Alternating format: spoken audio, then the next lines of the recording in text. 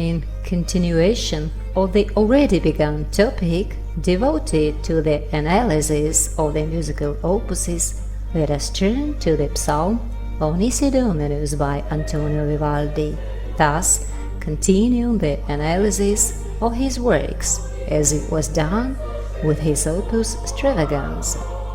Now we have to discover the sacred music of Vivaldi and also find out what the famous Ospedale della Pietà was like when the greatest composer of the Baroque era served there. Everything is in order. So, practically throughout his career as a musician, Vivaldi worked in Ospedale della Pietà, one of the 4 Venetian orphanages for girls, which was famous for quality of the musician performances of its guests, who performed in the church, a jazz, and a hospital, and during religious events and real concerts. He remained in Pietà from 1704 to 1740, first as a violin teacher and from 1716 as a accompanist, that is, the first violin conductor. And the compositions of the sacred vocal music performed in Pietà was theoretically dependent on the chormaster, but Vivaldi was also asked to perform this task on several occasions, in particular during interviews between death or departure of the chormaster in arrival of his successor. And the exact scope of his creation of sacred music is not yet entirely clear. His catalogue has been constantly updated until recent years, and it cannot be ruled out that other discoveries were made. Currently, there are about 60 works of this type known, which can be divided into 2 broad categories: liturgical text and non-liturgical text.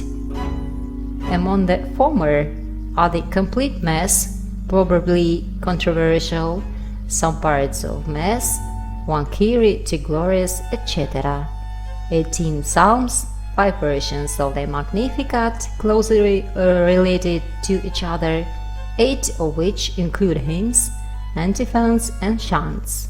Sacred compositions for a non-liturgical text include 1 oratorio, 6 introductions and 12 chants.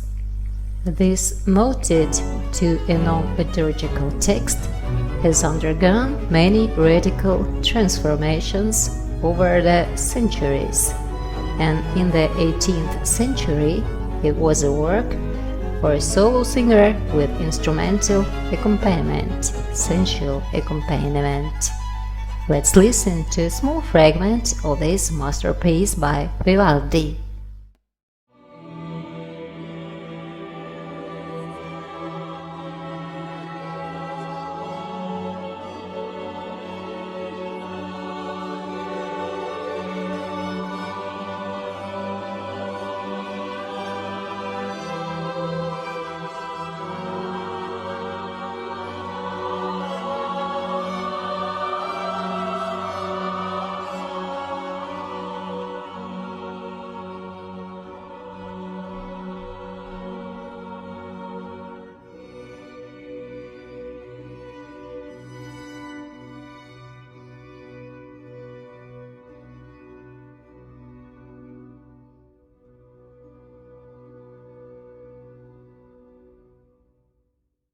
At the same time, the Motet was such a highly systematized genre that in 1752 the composer and theorist Johann Joachim Quantz was able to give an accurate description of it in a few lines. In Italy, this term is now applied to a sacred cantata for soloist in Latin and includes 2 arias and 2 recitatives, completed by Alleluia and interpreted by one of the best singers during the Mass after Creed. Vivaldi also conceived the Motet in this way, only he regularly Vivaldi also conceived the motet in this way, only he regularly cancelled the first recitative and wrote two areas separated by one recitative. Both areas took a stereotypical form. Vivaldi also conceived the motet in this way, only he regularly cancelled the first recitative and wrote two areas separated by one recitative. Both areas took a stereotypical form with a couple, one fast and one slow, and the second at a slow pace, offered at a low simplicity. Each motet ended with a purely virtuoso Alleluia. Larger in size and looser in shape, Nisi Dominus probably compiled around 1716. This is the 126th psalm, which was performed at Vespers, especially on the days dedicated to the Virgin Mary and the Visitazione della Beata Vergine Maria, a meeting of Mary and Elizabeth regularly celebrated in Pietà. Nisi Dominus consists of 9 parts, following one after the other, with a frequent alternation of the fast and slow rates and with noticeable changes of the atmosphere, and the theatrical tones of the areas richly decorated with vocal and orchestral melodies, refrains in the style of the concert, alternating with a pious flavor of arioso, simple and accompanied only by basso continuo. From this contrast, music draws most of its expressive power. Let's take a closer look at some aspects of this particular motet.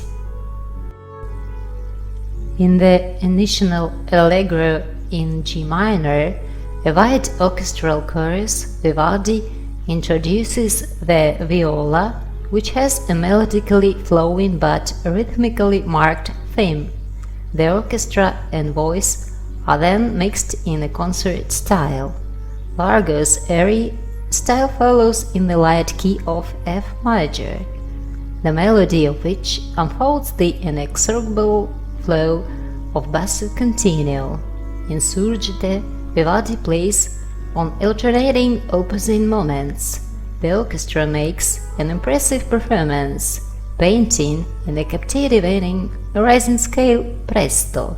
The word surgit is pronounced 3 times with an alto, and the rest of the text is played in adagio, in which we see another example of sound painting with melism of a single voice to the word dolores. Particular interest causes cum dederit. Here, every word is worth its weight in gold, expressed by pauses and characteristic performances. So, the word somnum here should sound soothing and at the same time fading. After all, the speech in the text itself is not just about sleep, but about a hint of eternal sleep. The text says the following.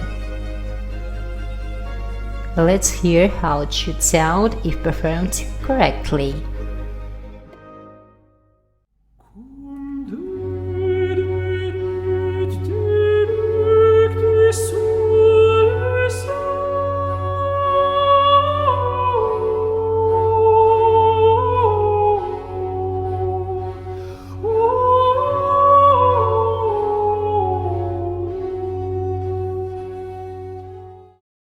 The militant metaphor of Sicut Sagittae, Vivaldi translates the text into music with a fanfare tone of attack in the form of allegro molto, the full of energy character of which is also expressed of the unisono voice of orchestra and sudden of tense pausing.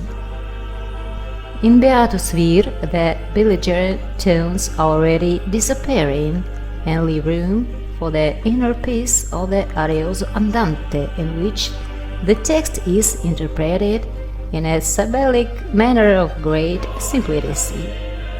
They again reflect Don Antonio's intensive feeling that every syllable of the text that translates into the music. This is a sketch for a sacred music of Vivaldi. Having seriously immersed ourselves in this legacy, the conversation will drag on for several days. I just suggested you to think about what the greatest composer of his era was guided by when he wrote precisely sacred music. Till later.